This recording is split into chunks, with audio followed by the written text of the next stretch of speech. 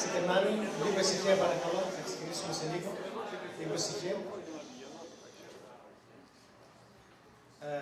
Καταρχάς, θα ήθελα να ξεκινήσω αναγνωρίζοντας τους παραδοσιακούς ιδιοκτήτες και θεματοφύλακες του τόπου όπου συναντιόμαστε σήμερα. Τη φυλή του Ουραντζέρι του έθνους Σκουλή. Τα σέβη μου στους πρεσβυτέρους, τους πρώην και τους σημερινούς. Καλησπέρα σας, καλή χρονιά. Θέλω να σας ευχαριστήσω όλους που παρευρεθήκατε εδώ απόψε, στα εγγένεια συνέναξη του 5ου έτους στη σειρά σεμιναρίου. Αυτό το πρόγραμμα έχει γίνει ένα κύριο μέρος του πολιτικού προγράμματος που προσφέρει η ελληνική κοινότητα. Ελπίζω όλοι να έχετε ρίξει μια ματιά στο φετινό πρόγραμμα. Έχουμε προσπαθήσει να το πλουτίσουμε με πολύ ενδιαφέρον θεματολογία. Επιπλέον, έχουμε στην κυριολεξία πάει σε όλες τις γωνίες της Αυστραλίας να βρούμε αξιόλογους και ενδιαφέρον ομιλητές και όποιοι έχουν πλησιάσει, κανένας δεν μας έχει αρνητεί η πρόσκληση. Αυτό αποδεικνύει ότι αυτή η σειρά έχει κάποιο κύρος στο ακαδημαϊκό κόσμο της Αυστραλίας. Θέλω να ευχαριστήσω όλους τους κριτικούς, τους περσινούς και τους σημερινούς. Ένα τέτοιο πρόγραμμα έχει κάποια έξοδα, εκτιμούμε τις προσφορές τους και ελπίζουμε όλοι σας σε κάποιο σημείο θα γίνετε και εσείς χορηγοί μιας διάλεξης της επιλογής σας. Επιπλέον, θέλω να ευχαριστήσω και την Συντουσική Επιτροπή που προσφέρουν την εθελοντική τους υπηρεσία για να κλειστεί αυτό το πρόγραμμα σαν ομαλό τρόπο στη διάρκεια της χρονιάς. Είναι μεγάλη τιμή σήμερα να έχουμε μαζί μας τον καθηγητή Gary Foley, που θα μας μιλήσει για την διεκδίκηση της πολιτικής κληρονομιάς και πιστεύω ίσως είναι από τις λίγες φορές που εδώ στην κοινότητα έχουμε έναν ηθαγενή ομιλητή. Μην ξεχνάμε ότι αυτός ο μήνας είναι ο μήνας που μιλάμε ελληνικά, είναι ο μήνας που προωθούμε την ελληνική γλώσσα και στη διάρκεια του μήνα θα γίνονται διάφορες δραστηριότητες από διάφορους οργανισμούς. Λέγοντας αυτό, τώρα επιτρέψτε να πω και μερικά λόγια στα αγγλικά. Good evening, everyone. Thanks for attending tonight's event, the launch of the History and Greek Community History and Culture Public Seminar Series. The series is now in its 5th year, and it's become a core part of the cultural education program that the Greek community offers. I hope you've all had a chance to look at this year's program. We've gone to great efforts to find presenters from all over the country to present interesting and diverse topics relating to ancient Greek history and culture.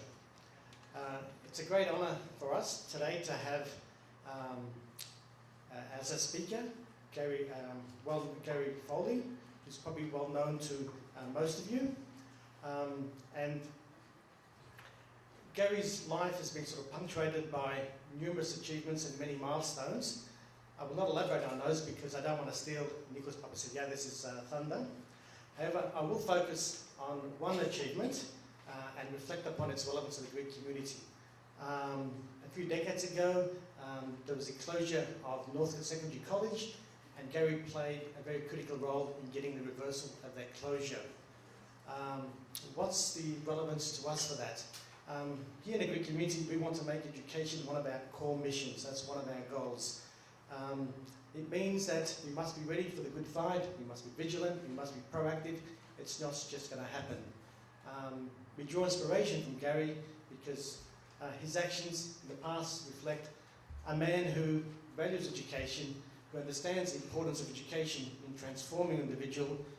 He's also a man who values equity and access and social justice. And we draw inspiration from that, Gary. Enough from me. I just want to welcome to the podium our President, Papastergiadis, to say a few words.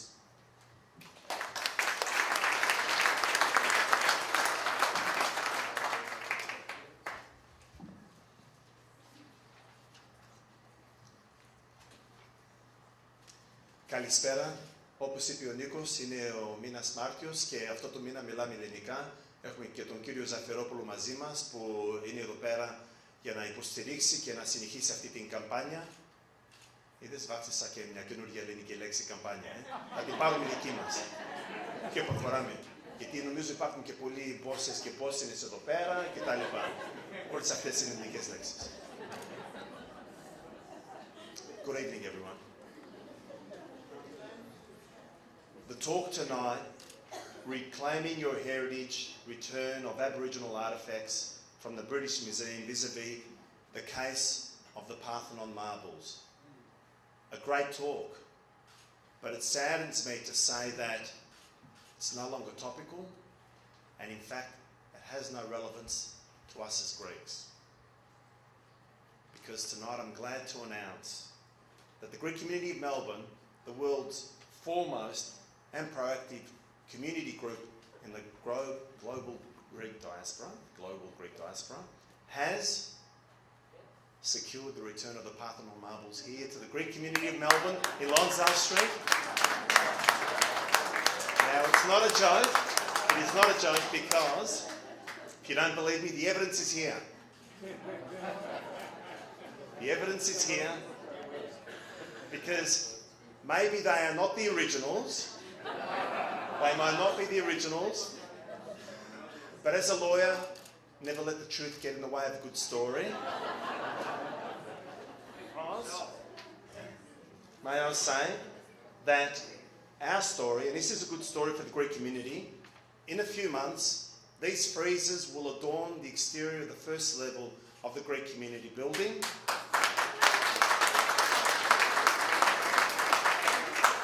Where we will have an opening where all of you are invited.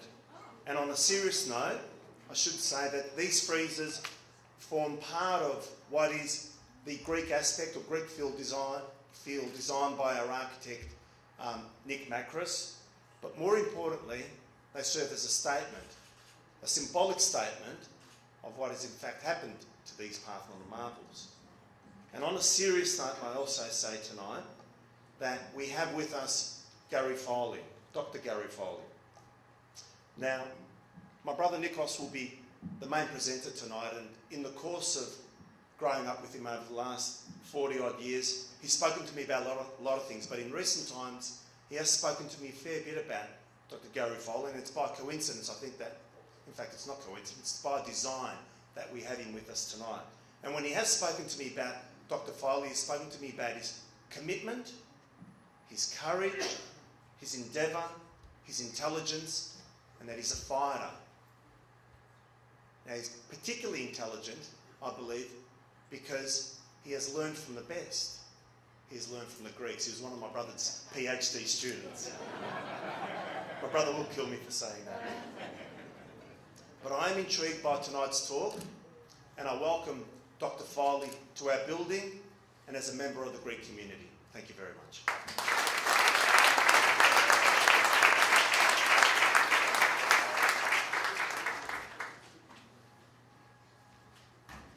I think the next speaker, Nikos Papastergiadis, needs no introduction. Nikos, can we please have you to the podium to introduce Dr. Foley?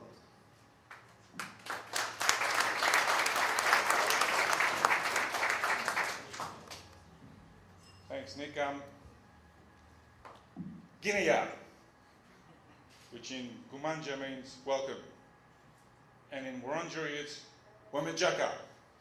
So, Costa, I think that's the first time someone's spoken in an indigenous language in the Greek community building.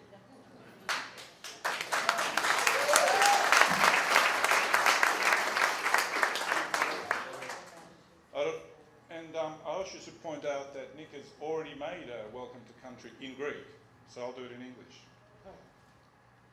And I would also like to express my sense of privilege for being able to meet on this land that always was and always will be belonging to the Wurundjeri people. And I'd also like to express my gratitude for the benevolence of all elders past and present. That includes you, Tony Birch. So, εμείς οι Έλληνες είμαστε περαστικοί, αλλά ζούμε εδώ ως φιλοξενούμενοι. That's for you, Mark. Now, this introduction is going to be a little bit longer than normal. And there's only one good reason for that, and that's because we're in the presence of a legend. Gary Foley is one of Australia's most prominent commentators, activists, artists, writers, scholars, gentlemen. He's been involved in Aboriginal politics and culture for over 4 decades. He's been inspirational in theatre, film and performance. Most recently, he was awarded the highest academic scholarship at the University of Melbourne for his doctoral dissertation, which is the Chancellor's Prize for Excellence. As my brother's already mentioned, I had the privilege of working with Gary. At the beginning, that meant being able to stare back his death stare. So when he said, I want to do X, Y, and Z for his PhD, I had to say, no, Gary, that's a trilogy, that's the story of your life. For the PhD, it's only going to be X. Normally that involves 6 months of negotiation and rustling and fighting with my students to reduce it down to that manageable scope. With Gary, it involved a very fierce staring exercise for about 6 minutes, and then the following week he came back and says, true, good idea, let's get on with it. At the other end of the spectrum, it also involved witnessing incredible joy of discovery, like the time he came into my office and says, Nikos, Nikos, Nikos, Nikos. I said, what, Gary? He goes, you always thought I was lying and bullshitting and making it all up. I said, no, I never thought any of that, Gary. He goes, it's true, now I've got evidence. I said, what? The CIA? No, not the CIA. The ASIO have just released all their files on me, and now I've got documentary proof that what I actually said actually happened, because the spies were on my case all the time. So for the first time, the ASIO files actually served a very important purpose for Aboriginal politics. It also meant he found the address of a lot of ex-girlfriends, I believe. Now, during his long period of political activism, in particular his leadership role during the Springbok apartheid tour, his involvement and leadership role again for the Aboriginal Tent Embassy, in which at one drunken moment I believe he was involved in the design of the Aboriginal flag. Also been active in the establishment of legal centres in Redfern and here in Fitzroy, and medical centres. Being an active leader in the National Aboriginal and Islanders Health Organisation. He also was a pioneer in theatre and in film. He was had the key role in the film Backroads, which he also co-directed, and appeared in many other legendary films like Dogs in Space, and probably more better known to the general public, sitcoms and programs like Flying Doctors and A Country Practice. He was that cute young man in A Country Practice. But he's also been a director of the Aboriginal Arts Board, on the executive of the National Coalition of Aboriginal Organisations, and a senior curator for the Australian Museum. So he's speaking about many of these issues that you'll hear today with very close knowledge. He's also established a website which is the most comprehensive archive of Aboriginal history in Australia. He's been involved in most of the important publications on Aboriginal writing, like Tracker magazine. He's led a lot of educational programs for the establishment of courses for high school students that inform them of their own Aboriginal histories and our own Aboriginal histories. And he's had a tireless campaign to expand the curriculum for our country so that we recognise and embrace the complexities and tragedies of our own histories with Aboriginal culture. Now, that says a lot about his commitment to reclaiming, restoring, and putting the past in its proper perspective. But he's also been a person that's been actively involved in our contemporary present, not just in the political sense, but also in the cultural sense. He's been an active collaborator with a very, very important Australian artist, Richard Bell. He's appeared in numerous, and I haven't got time to list them all, documentaries. His archive has been the basis of 3 new film projects. He continues to write theatre pieces and work with important people. Now, Gary comes to us with this incredible history, and I embrace him with a profound sense of fellowship. And I have to say also that many years ago I worked with another Aboriginal artist and activist, Richard Franklin, and when I invited him to the VCA where I was working at the time, and he arrived, I hadn't met him before, I looked at him perhaps a little bit too long, staring into him a little bit too long, a little bit too familiar. And he leaned over and goes, yeah, that's because I'm a Greek-looking Aboriginal man.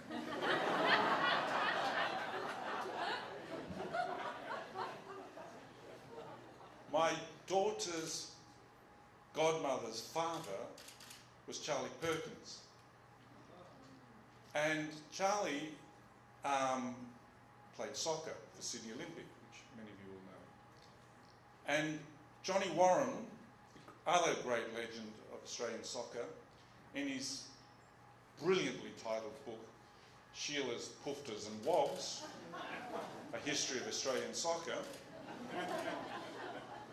quotes a passage from Charlie Perkins about his period, and has a photograph of him with a little mo as well. And Charlie says, when I played for Sydney Olympic with all these other Greeks, it was the first time I felt like a man in Australia. I think he meant the word man, like when the Blues sing the word and say, I'm the man. Now, in 2009, at the Sydney Opera House, as part of the Festival of Dangerous Ideas, Gary Foley put forward the rather provocative idea that by 2075, the Aboriginal genocide will be complete. The fact is, most of the activists that are his contemporaries, most of the people that he worked with, grew up with, and struggled with, have passed away. It's a small miracle that we still have Gary with us. He survived a heart attack last year. But I also think that it's a testament to his passion, energy, and I would also add his cunning and wicked sense of humour, that he is being able to find ways to defy the odds and continue the good fight for all these years. So we should not only count ourselves very grateful to have somebody like him in our midst, but at this point we should turn around and give him a big, fat Greek welcome. Gary Foley.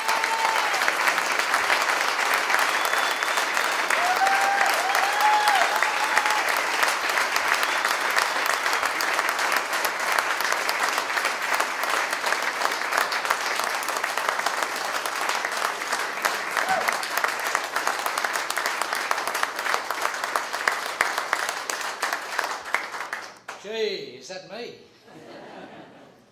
Thank you, Nikos. I've got to say, I owe my PhD, I owe my doctorate, I owe my professorship to Nikos. Without Nikos, I would never have made it. I've said before in other places that when I went to university very late in life, and almost at the age of 50 years old, and I completed my first class honours in history, I looked around and I thought, I need a really good supervisor if I'm going to do a PhD. I was determined to do a PhD. It was a matter of honour for me. And I thought about all the lecturers that I'd had as an undergraduate, and there was only one lecturer at Melbourne University who I ever felt was not scared of me and who was prepared to tell me the truth, tell me when I was talking bullshit or not. And that was Nikos. And that's why I asked him. It's a real honour for me to be here tonight. I've wanted to do this sort of thing and talk to the Greek community for a long time. I spent a lot of time today in the middle of doing 2 hours of lecturing at Victoria University to try and sling together something that would make sense for tonight. Because not only do I feel that I owe the Greek community in Melbourne a great debt in lots of ways, that I'm still here, and the reason I live in Melbourne for 42 years has got a lot to do with the Melbourne Greek community. But also, tonight I'll be telling you a story, not so much about the Parthenon Marbles. You know the story of the Parthenon Marbles, so do I.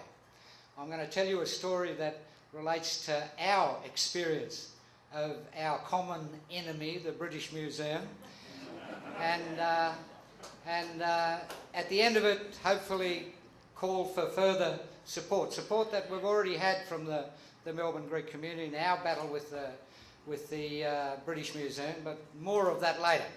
I always start my talks here. This, folks, is Australia BC. This is Australia before the imaginary lines that the British drew on the land. This is the political map of Australia for at least 15,000 years, ultimately more than 60,000 years of Australian history. These are the 500 different Aboriginal nations, the different Aboriginal language groups in Australia, and at the risk of possibly offending some of my Aboriginal brothers and sisters over here, it has to be said that my research has led me to know and understand that of all of the 500 different Aboriginal nations in the last 80,000 years or so, that particular group that was by far the best looking and most intelligent was this mob here on the north coast of New South Wales. The Gumbaynggirr people, which by a remarkable coincidence, folks, is where I come from. So there you know. Now you know a really important component aspect of Australian history. So the first thing I should do tonight is pay my respects to the traditional owners of the land that we're on tonight, which I always do because I always say to them that I'm really appreciative of their tolerance in putting up with a troublemaker like me in their midst for 43 years now, I think it is. And that is an extraordinary level of tolerance, I can tell you. I'd like to talk a little bit, to start off with, about the connections and relationships between the Greek community in Australia and the Aboriginal community. Ginagay equals Yassos. That's what it means. Although it's got to be said, Ginagay is my language, not the local Wurundjeri language. A few historic connections, folks. Nikos has stolen my thunder in at least one of these, but let's look at... both our peoples come from ancient cultures that have been invaded and occupied and our cultural treasures looted. Also, I'm very conscious of the fact, having grown up in northern New South Wales in the 1950s, that both of our peoples have been, at times, and the older generation will remember this here, have been subjected to some of the more nasty types of Anglo-Australian racism. In Melbourne, the Greek community has become economically, politically, socially and culturally strong, and in the process has been highly influential in the significant cultural change that I say has seen Melbourne evolve into the most genuinely multicultural and racially tolerant city on mainland Australia. I've got to say that I have lived in Melbourne for 43 years. You saw where I come from in that map. I come from the north coast of New South Wales, which is Gumbaynggirr land, which is subtropical paradise, folks. Now that means there's got to be a reason why a bloke like me who comes from a place like that has spent 43 consecutive Melbourne winters, folks. And I tell you, the first time I came to Melbourne in 1970, I came down here on an overnight visit. I came down to a conference out at the old Aboriginal Advancement League in Northcote. But my first real experience of Melbourne, the first non-Aboriginal person I met in Melbourne was a taxi driver. And this taxi driver gave me a really unique experience. I had come to Melbourne from Redfern, where I was living at the time. The possibility in Redfern in 1970 of a taxi driver in Sydney stopping for an Aboriginal person after dark in Redfern was Buckley's and none. So I was in Gertrude Street, Fitzroy. It was after dark. I was walking along the street. I saw a taxi coming down the street and I went like this. The taxi stopped. I thought, wow, that's pretty amazing. But more than that, the taxi driver was a Greek gentleman who welcomed me to Melbourne. We had this great rave as he drove me back into the city where I was staying, and I realised at that moment that Melbourne was clearly a different sort of place, a different sort of culture than the culture I'd come out of in Redfern in the evil sin city of Sydney in New South Wales. That had a profound impact on me, and that's a significant part of the reason why I decided a long time ago, 43 years ago, that Melbourne was the place for me. And it's since that time, and living in this community down here, that I realised that this, I've said to my students for many years, Melbourne is, to me, the only place in mainland Australia, the only capital city in mainland Australia I can stand to live. I tell my students, especially my silly American students sometimes, Melbourne is the last isolated outpost of civilisation on mainland Australia. I say to my students, you go beyond the tram tracks, you go to the end of the tram tracks in this town, and you're in the land of dangerous and venomous Australian creatures. And I'm not talking about red-backed spiders or red-bellied black snakes, I'm talking about rednecks, folks, you know. And I attribute the significantly positive nature culturally of Melbourne to the non-Anglo communities that are here. In particular, the large Greek community in this town. You people have civilised these Anglos and made this place a much better place to live. Let me talk about a few other historic connections before I get too carried away. In the 1970s, for a brief period, my father-in-law, when I lived in Canberra momentarily, was this gentleman here, Captain Red Saunders, one of the most famous Aboriginal military men in Australia. He's the first Aboriginal commissioned officer in the Australian Armed Forces. He was a legend amongst the people who he served with. But Captain Red Saunders, when I knew him, he used to always talk to me about his experience in the Second World War, when he served in Greece and he served in Crete. In 1941, he was stranded in Crete when, and I'm quoting now from somebody who's here tonight. I stole these lines before I knew he was coming tonight. So, in June 1941, Reg Saunders' battalion was left behind, and as a result, many of the men in that battalion were taken prisoner. But Reg Saunders, by adopting the local dress, learning the local dialect, and enlisting the help of the local inhabitants of Crete, managed to remain hidden for 11 months. He always said to me that he was, later on he was among a party of men who were evacuated from Crete by a British submarine in 1942. But he always expressed the deep gratitude to the residents of Crete who he believed had saved his life. He always spoke while he was alive, and whenever I spoke to him, he always spoke very fondly of his experience with the people of Greece and being part of trying to fight the Germans at that time. Another man, as Nikos has already said here, one of the most famous Aboriginal political activists, and recently in New South Wales there was a reenactment of the famous 1965 Freedom Ride, was Mr. Charles Perkins. And Charlie Perkins, as Nikos has pointed out, he played for Panhellenic, or what, you know, Panhellenic at the time, Sydney Olympic these days, between 1961 and 1964. In 1961, Perkins was offered a contract at Panhellenic where he was an immediate hit. Within 3 months, Charlie was the captain of the Panhellenic team, and within 6 months he was the coach. Once he settled amongst the Greek community in Sydney, he combined success on the football field with study for matriculation and then Sydney University, which is how he got to go to Sydney University, which is how come he was involved in the 1965 Freedom Ride. Playing for Panhellenic enabled Charlie to support his family while studying, and under his leadership, Panhellenic finished 4th in Division 1 in New South Wales in 1961 and 1963. Again, Charlie Perkins always said that, as Nikos indicated, that the first time he ever felt like a human being was among the Greek community in Sydney, who treated him for the first time in his life as a human being, rather than a piece of shit, which is the way white Australians had treated him at the time.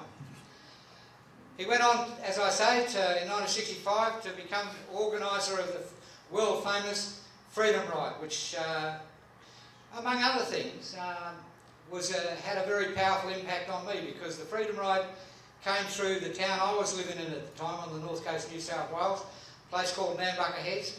The local picture theatre there, when I was 15, 16, was segregated, which meant that there was roped off sections for Aboriginal people who were made to sit out in the front while the white people sat up the back. Charlie challenged that, and in doing so, when he came through my town, for the first time in my life, I saw an Aboriginal person stand up against the local bigots, the local white racists, and stare them down and challenge them. So that had that particular political action by Perkins had a really strong influence on me. One of the most beloved and famous people in the Aboriginal community in the time I've lived down here was this man, Alec Jacomos. Alec was the son of Greek migrants. He was born in Collingwood, grew up during the Great Depression, mixing with people from a range of backgrounds. He was at different times a welfare worker, an activist, a public servant in Aboriginal affairs, a historian, archivist and genealogist. From an adventurous boyhood growing up Greek in Melbourne, Alec survived war service and became a travelling tent wrestler with Jimmy Sharman, the famous tent boxing shows, which is where Alec met lots of Aboriginal people and became really close to many Aboriginal people. These shows relied heavily on Aboriginal boxers and audiences, and Alec actively crossed cultural boundaries and sought to associate with Aboriginal people when most of the population chose to shun them. In 1951, Alec married an Aboriginal woman, Merle Morgan, a Yorta Yorta woman from Cumragunja. And they had 3 children, the oldest of which is Andrew Jacomos, who I had invited to come here tonight. But unfortunately he had commitments in Canberra. He is currently the Victorian Commissioner for Children in Victoria. And one of the reasons I would have liked Andrew to be here tonight was to hear me pay tribute to his father. And also because Andrew is a classic example of probably a person who's got the best of both worlds, folks. He's half Greek and he's half Aboriginal. What more can you ask me?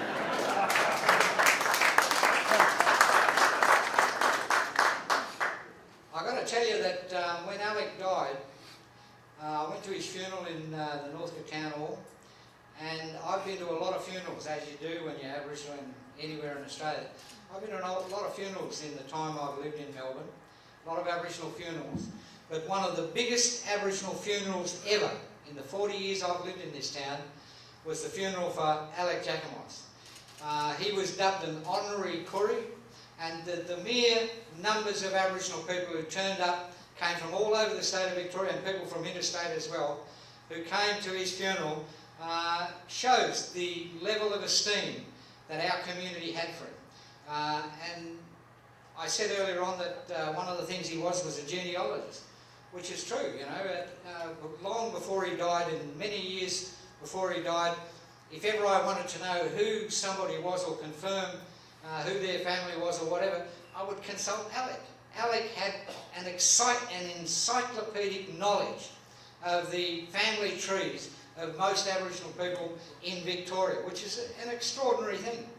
He also collected a vast collection of photographs of Aboriginal people throughout Victoria, a collection which is currently still held, as far as I know, at the Museum Victoria. So Alec was one of the great ambassadors between our communities, and a man who was deeply loved by everybody, including me. Now, let's move on to a not so nice topic. Let's talk about the British Museum and the common problems our two communities have with this particular institution. The British Museum was established in 1753 and opened to the public in 1759, and soon the booty plundered from other cultures from all parts of the British Empire began to fill the storehouses of the British Museum. Today, the British Museum is a notable target for justifiable criticism. The Parthenon Marbles, the Mezzanine bronzes, the Rosetta Stone are among the most disputed objects in its collections. And organisations have formed demanding the return of these artefacts to their native countries of Greece, Nigeria and Egypt, respectively. And one of the things that really bugged me every time I sort of talk about the Parthenon Marbles and the British Museum is the fact that you go online and half of the sites that talk about the Parthenon Marbles call them the Elgin Marbles. Now folks, that's about as offensive as you can get. Naming stolen objects after the thief. I mean, I say.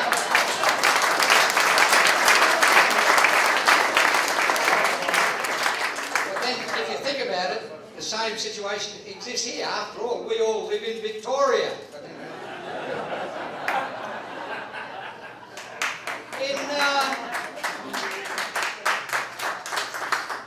I now come to the main story I want to tell you tonight, or talk to you about tonight.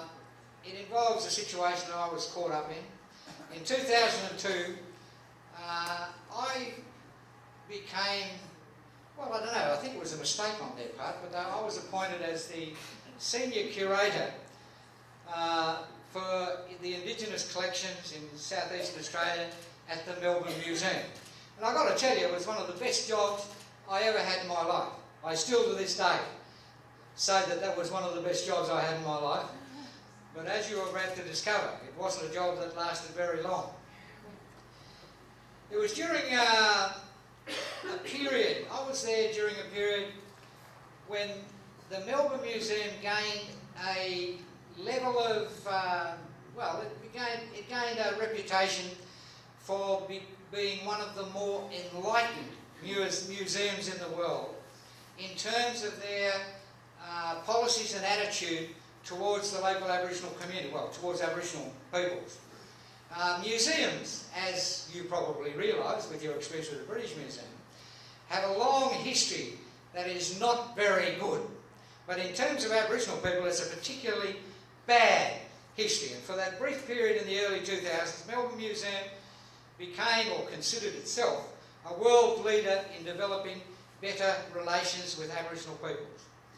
But the Melbourne Museum, like most Australian museums and overseas museums that evolved out of the British Empire and out of the era of British colonialism, had a pretty bad reputation. And part of that reputation was due to the fact that the Melbourne Museum was one of the institutions that had notoriously displayed in a glass case the skeleton of a Tasmanian Aboriginal woman called Truganini. Now this is particularly outrageous because Truganini was a person who had seen her husband murdered and his body melted down and turned into a skeletal display in a glass case in a museum. She told everybody, and it's on the record extensively, before she died she told as many people who would listen to her that she did not want the same thing to happen to her. But she died, her skeleton ended up in a glass case. And one of the places who displayed that skeleton of hers in a glass case was the Melbourne Museum.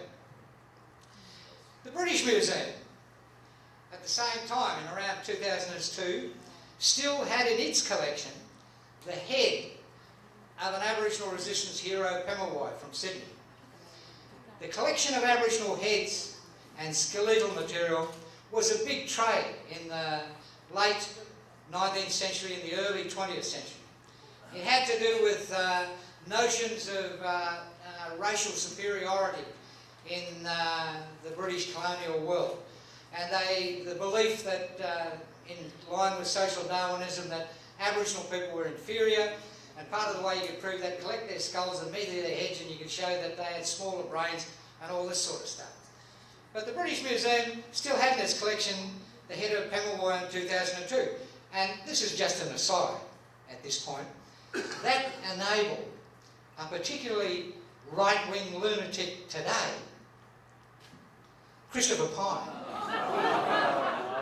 to promote himself as one of the people who is calling for Pemulwuy's skull's return. I mean, it's truly remarkable that a lunatic like that could sort of gain some sort of, or think that he could gain some sort of credibility for himself. But that's just an aside, folks. I came across this today and I couldn't believe it, so I thought I'd chuck this in. So, the British Museum also had some, at the time I was working at the Melbourne Museum, some other objects of interest to me. And I was working at the Melbourne Museum one day, and one of our curators came back from London. And she rang me up and informed me that while she was at the British Museum visiting, she had discovered in a cupboard where they had lain for 150 years almost, 3 Aboriginal bark etchings, which were from Victoria, and as such were, I realised immediately, these were the only surviving examples of Victorian Aboriginal bark art left anywhere on the planet Earth. And they had sat in a cupboard in the British Museum for over 150 years or so. That's one of those barks. So when I discovered this, I thought to myself, this is interesting. And as it happened, we were coming up at the time to the 150th anniversary of the founding of the Melbourne Museum. And so some of us put the proposition to the Melbourne Museum, oh look, these 3 barks in England, we ought to get them out here, we ought to get the British Museum to lend them to the Melbourne Museum so that we can put them on display for the 150th anniversary of the museum. And of course the Melbourne Museum director and the board thought, wow, what a marvellous idea. But little did they know what I knew. I knew that if we got these barks back here, there was a provision in the then National Aboriginal Cultural Heritage Protection Act, Federal Act, that would enable Aboriginal people to seize these items.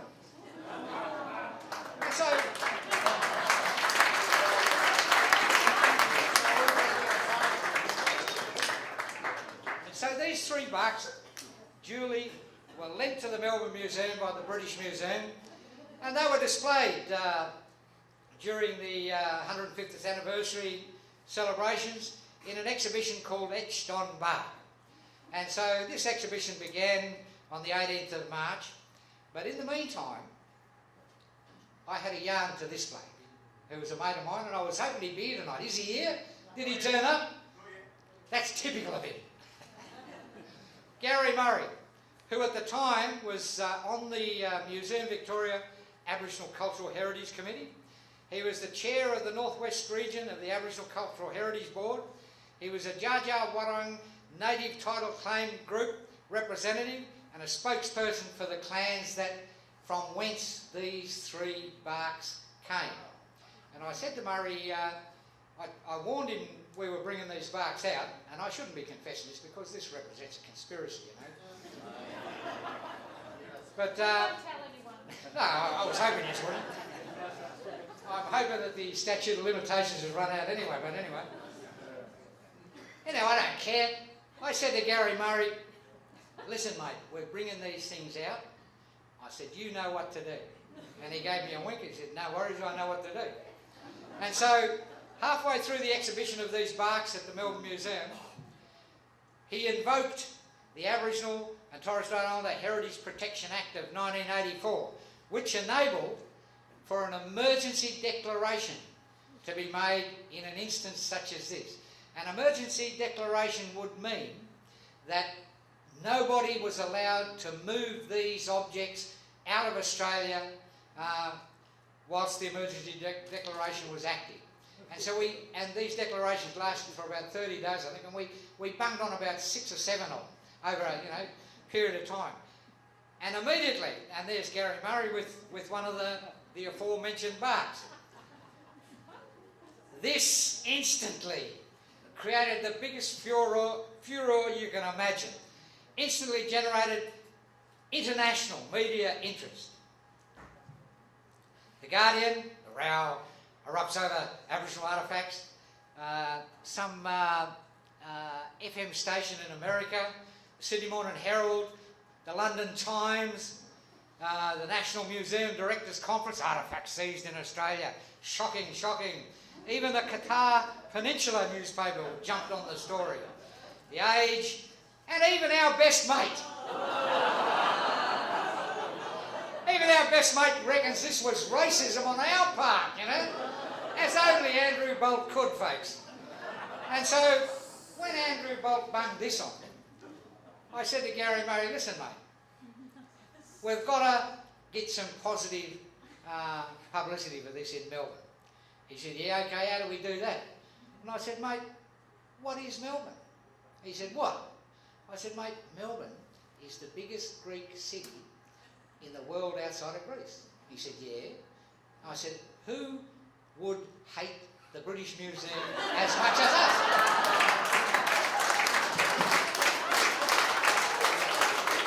And so, off we went to Neos Cosmos. And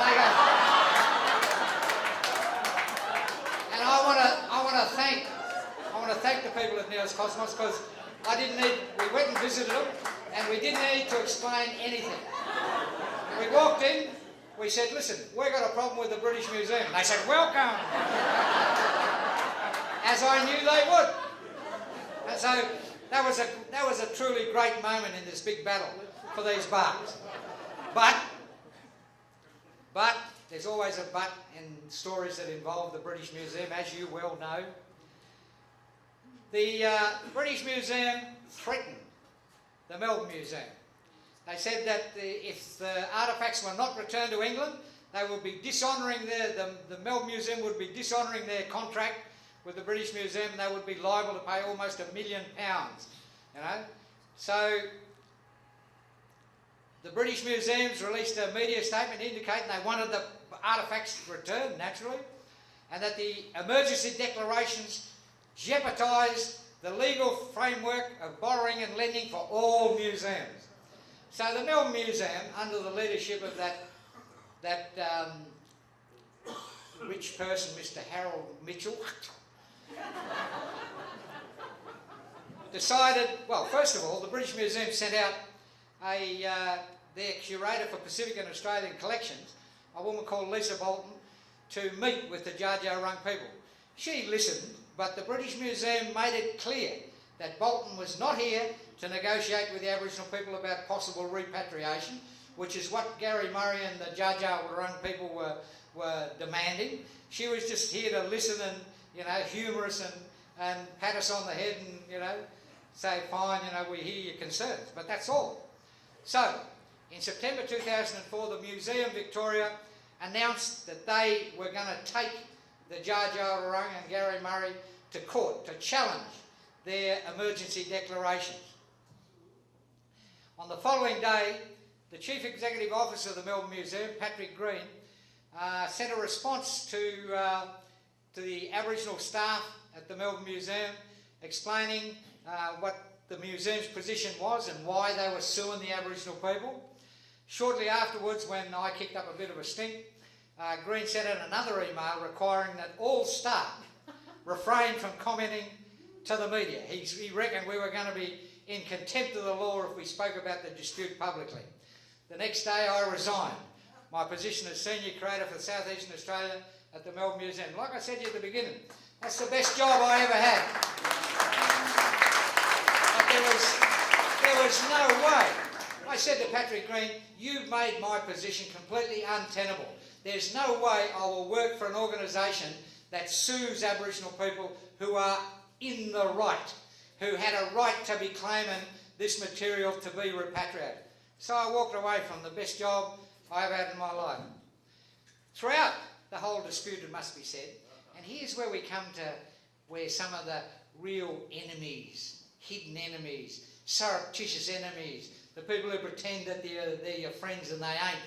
Here's where we talk about some of them. Throughout the dispute, the then Minister for Aboriginal Affairs in Victoria was this bloke, this clown, Mr. Gavin Jennings. I think he's still in Parliament, isn't he? There you go. Well, he's still a clown and he's still, you know, a dishonest prick. But we won't go into that. Excuse me. Gavin Jennings, throughout this whole dispute, had the power as a minister to intervene and end the dispute by declaring that these objects would stay in Australia. Did he do it? No, folks. Absolutely not. The court case was heard before Justice Ryan of the Federal Court in December 2004. The Dja had a finding against him. 7 days later, the Melbourne Museum sent the bark etchings back to the British Museum in recognition of their, quote, ownership. The barks were returned to the cupboard where they had sat for the previous 150 years. The Aboriginal people believe that the reason the British Museum remained so determined not to consider the return of these barks and other important items of Aboriginal cultural heritage is because they did not want to create a precedent. A precedent that might mean that they would have to return the Parthenon Marbles, you know. So therefore, that is why we believe our struggle is your struggle. Yeah.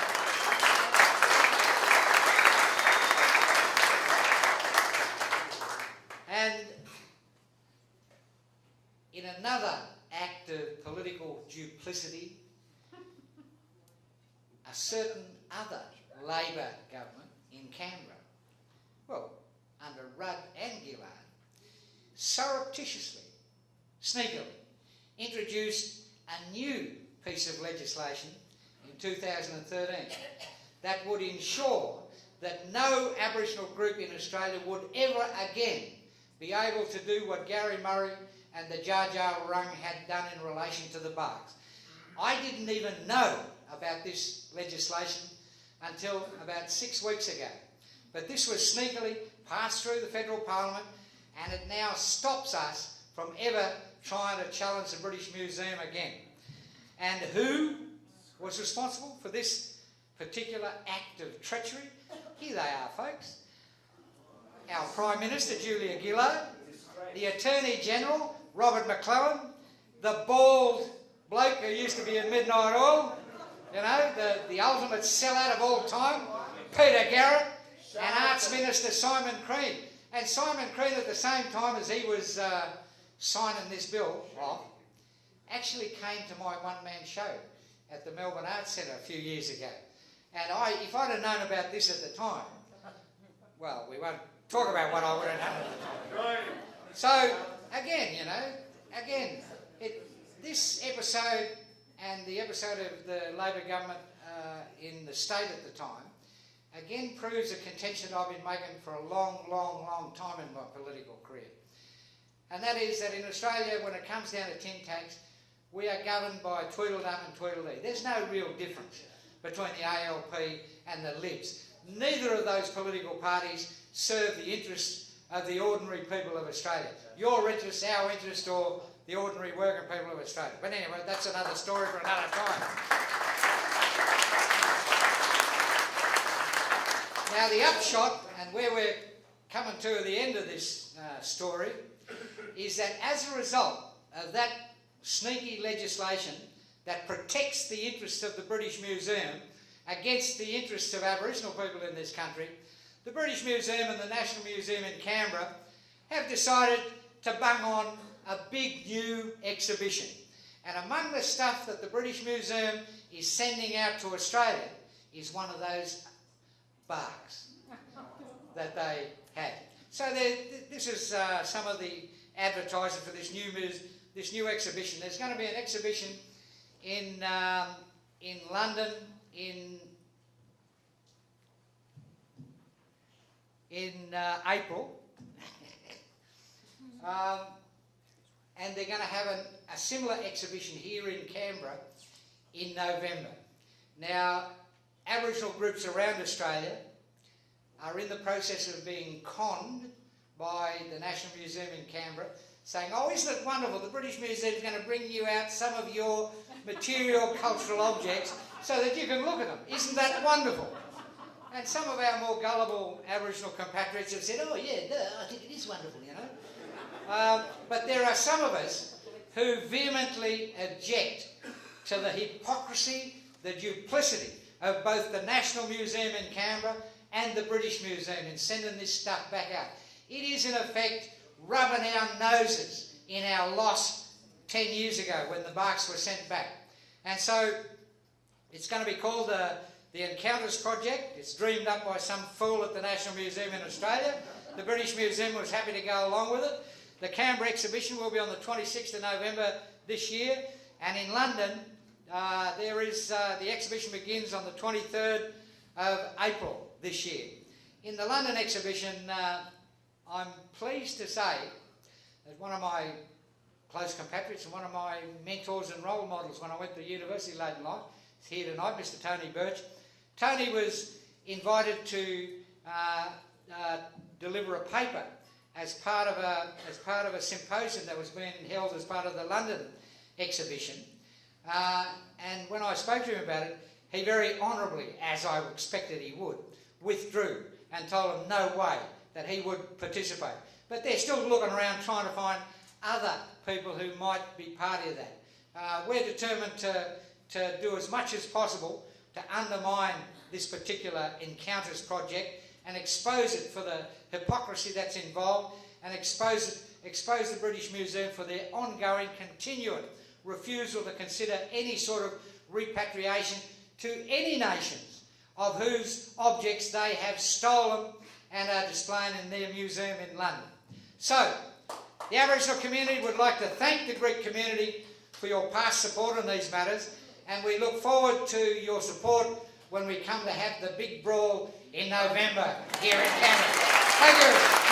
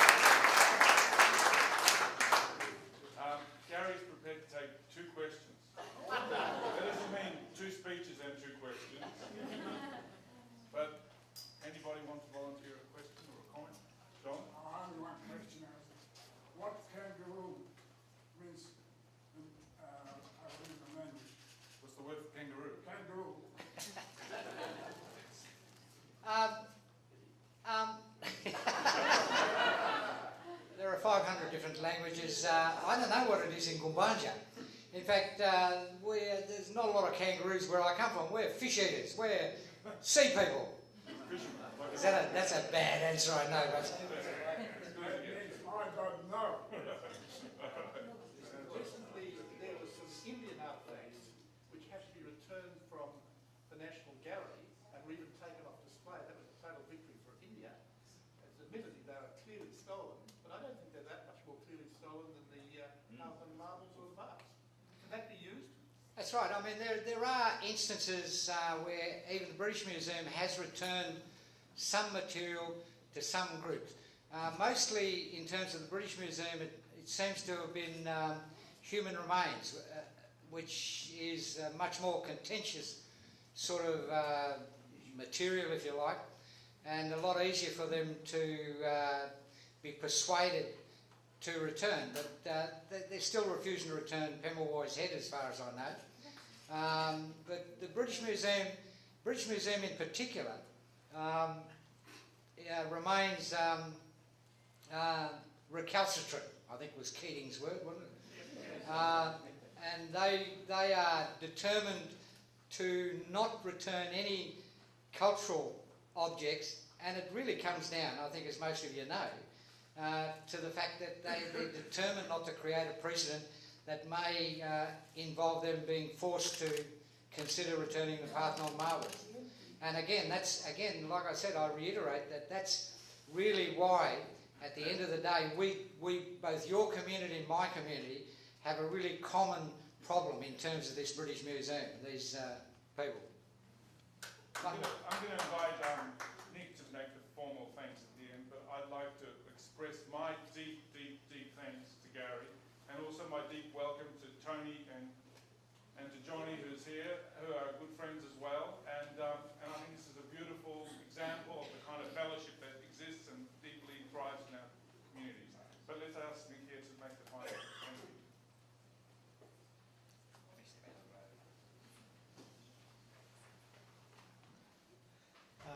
Kerry, what can I say? You've truly left us all sort of speechless. You've pointed out a lot of things that we weren't aware of, and I think we're all sort of better for it.